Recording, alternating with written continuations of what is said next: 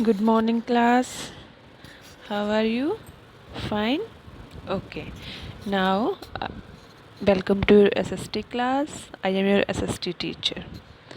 In our last lecture, we have discussed about the lesson number 4, being healthy. Okay. In this lesson, we have been discussed about the definition of health according to WHO. Okay. And progress in field of medicine. हमने किसके बारे में पढ़ा था बेटा? Clinic thermometer के, stethoscope के, syringe के. Okay, clinical thermometer, stethoscope, syringe and microscope. Okay, now in this class we will discuss and read about the remaining part of our chapter. Now in the remaining part of chapter, let us start. Open your page number 2 to 9. Okay, now medical imaging. Now what is medical imaging? Let us study. Medical imaging involves the use of technology to get visual representation of the internal organs of a human body. Medical imaging क्या involve करती है अपने में? To get the visual representation, किसी भी body parts की visual representation को दिखाने के लिए. ठीक है, विजुअल रिप्रेजेंटेशन मीन्स बच्चों जैसे किसी भी बॉडी पार्ट की मतलब एक लाइक पिक्चर दिखाने के लिए, एक मतलब किसी भी बॉडी पार्ट की पिक्चर को दिखाने के लिए कि इस बॉडी पार्ट में क्या मतलब हमारी क्या डिजीज़ हैं, क्या क्योर करेंगे हम. ठीक है, तो उसके लिए हम मेडिकल इमेजिंग का यूज़ करते हैं. किसी भी पर्टिकुलर बॉडी पार्ट्स को विजुअल रिप्रेजेंटेशन दिखाने के लिए, उसकी इमेज दिखाने के लिए. It help medical practitioner to diagnose and treat disease. यह हेल्प करता है मेडिकल प्रैक्टिशनर में डॉक्टर्स की टू डायग्नोज करने के लिए और ट्रीट करने के लिए किसी भी डिजीज़ को, बीमारी को डायग्नोज करने के लिए, बीमारी को दिखाने के लिए, बताने के लिए एंड ट्रीट करने के लिए, उसका फिर ट्रीटमेंट के लिए. Let us study about the technologies that are used to view and analyze the functioning of the parts of a human body. Okay, now let us study about the technology. The first one is beta X-ray. Now the first one is X-ray. The X-ray was invented by a German physicist Wilhelm Conrad Roentgen in 1895. तो x ray कब invent हुआ था बेटा? 1895 में. और invented by German physicist Wilhelm Conrad Roentgen. Now move on the next page to 30. Okay, now on to 30 page. An X-ray machine enables us to take image from inside the human body. X-ray as you know, जैसे किसी भी human body के inside को देखने में x ray हमारी doctors की help करता है. For example, doctors find out about a bone fracture with the help of X-ray. If हम यदि हमारी कहीं बोन वगैरह, हड्डी वगैरह में कुछ क्रैक हो या कभी भी, तो एक्सरे कराते हैं ना, जो हमारे फ्रैक्चर हो कहीं तो एक्सरे में पता चल जाता है उसका. ओके बेटा, now move on the next point, MRI. Next point is MRI. MRI or magnetic resonance imaging is a technique that enable medical professionals to get the images of the organs and tissue within our body. जो हमारे tissues हैं, MRI क्या होता है बच्चे? Magnetic resonance imaging. क्या help करता है? जो डॉक्टर्स की इमेज को दिखाने में, किसी भी मतलब बॉडी पार्ट्स की, ऑर्गन की एंड टिश्यूज़, और जो मतलब अंदर टिश्यूज़ होते हैं, जो छोटे छोटे हमारे बॉडीज़ में छोटे छोटे उत्तक बोलते हैं बेटा टिश्यूज़ को, छोटे छोटे टिश्यूज़ होते हैं जैसे. ठीक है, उनको दिखाने में हमारी हेल्प करता है. Other important technique of imaging are CT scan, computer tomography scan and ultrasound. CT scan होता है एक तो, और एक CT स्कैन होता है बच्चे, जैसे लंग्स वगैरह में कोई प्रॉब्लम ना हो उसको देखने के लिए डॉक्टर CT स्कैन करते हैं. ठीक है, लंग्स को देखने के लिए, ठीक है, और अल्ट्रासाउंड होता है, ठीक है, मेडिकल इमेजिंग। अनदर 2 पार्ट्स होते हैं, CT scan and ultrasound. Okay, now EEG, electroencephalogram and ECG, electrocardiograph, are used to monitor the brain and heart respectively। जो EEG होता है बेटा हमारा, वो हमारे ब्रेन के लिए किया जाता है, ठीक है। जब ब्रेन में कुछ मतलब डॉक्टर्स को लगता है तो कि ब्रेन में कुछ मतलब कुछ प्रॉब्लम आ रही है, तो वो हमें क्या रेफ़र करते हैं, EEG, ठीक है। और ECG होता है बेटा हमारे हार्ट के लिए। ओके, तो EEG होता है ब्रेन के लिए एंड ECG होता है हार्ट के लिए। Okay, now laser, move on the next point, laser. These days, light amplification by stimulated emission of radiation or laser is replacing surgeries in many cases। आज के टाइम जो है light एम्प्लीकेशन by stimulated emission of radiation और laser की full form क्या है बेटा, light amplification by stimulated emission of radiation, ठीक है, इस लेज़र कई सर्जरीज़ का मतलब पार्ट, कई सर्जरीज़ को ये रिप्लेस कर चुकी हैं।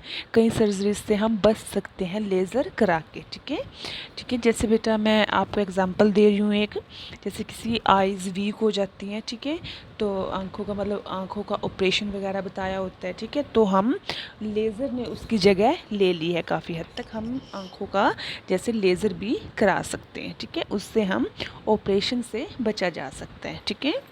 Laser treatment, now move on the next page बच्चे, 2, 3, 1। Okay, laser treatment remove the disease tissues by damaging it. जो हमारे लेज़र का ट्रीटमेंट होता है वो रिमूव कर देते हैं जो हमारे मतलब छोटे छोटे जैसे टिश्यूज़, जैसे कोई छोटा सा एरिया होता है, टिश्यूज़ को बोलते हैं, छोटे छोटे एरिया होते हैं हमारे जैसे बॉडी पार्ट में, तो उनके डिजीज़ को डैमेज कर देते हैं, ठीक है। मतलब उस एरिया को ही, जो एरिया में जो छोटे छोटे मतलब सब एरिया होते हैं ना, सब पार्ट्स होते हैं उसके, उनको ही वो लेज़र से हम डैमेज कर सकते हैं, ठीक है। It help heal the affected parts, और जो अफेक्टेड पार्ट्स होता है हमारा उसको मतलब हील, उसको ठीक करने में बहुत हेल्प करते हैं, ठीक है। तो लेज़र क्या होता है बच्चे, लेज़र होता है, लेज़र से हम किसी भी पार्ट में, मान लो हमारे शरीर के कोई डिजीज़ पैदा हो गई है, ठीक है, डिजीज़ पैदा हो गई है, कोई भी डिजीज़ मतलब क्रिएट हो गई है हमारे बॉडी पार्ट्स में किसी में भी, तो उस लेज़र के द्वारा हम उसी बॉडी पार्ट्स में पर्टिकुलर उस जगह को ट्रीट कर सकते हैं, ठीक है, लेज़र के द्वारा।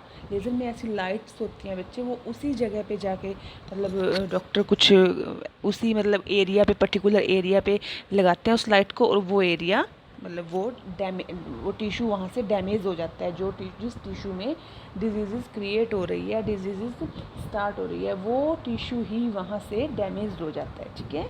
और यह हेल्प करता है हील द इफ़ेक्टेड पार्ट्स, जो इफ़ेक्टेड पार्ट्स होता है उसको ठीक करने में हेल्प करता है।